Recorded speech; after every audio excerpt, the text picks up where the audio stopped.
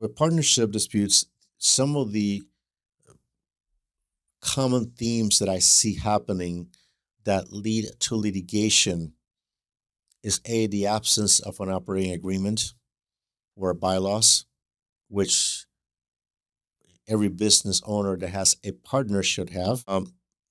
Number two, there are undefined areas of responsibility and authority between the partners, which lead to overlaps or stepping into each other's toes, so to speak, when they begin to do their work.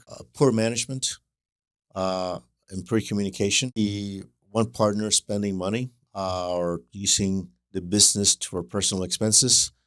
One partner carry more of the load, the workload, than the other partner. That leads to resentment, which leads to somebody saying, "I'm out. I want to. You got to buy me out," and that kind of leads to a potential litigation. So, and I've done podcasts strictly on partnership disputes, but this is one of those that can lead to litigation if they're not properly handled, because it starts with a small disagreement, then somebody says something, and then the partners begin not to talk, and then begin to usurp the other's authority, uh, telling the employees, I'm the business owner, I'm the one that's in charge here.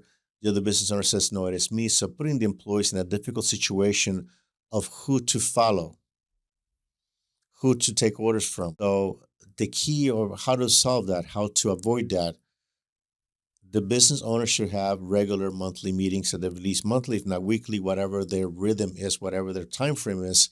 They should have regular meetings to discuss the business or any issues they might have. Number two, they need to have an operating agreement or bylaws to make sure, and that actually the bylaws or operating agreement that actually have details on what the rules and responsibilities of those owners are, what are the levels of authority are, not just a blanket template that we get from the web and download it here, sign it. It doesn't have anything about what they're supposed to do, what are the limits of authority, what are the spending limits, who can enter into contracts and for how much. That should be spelled out in the contract. What expenses can be paid out of the business, which ones cannot. That should be spelled out in the contract. Who's going to be responsible for day-to-day operations? Who's going to be responsible for marketing, for example, or sales?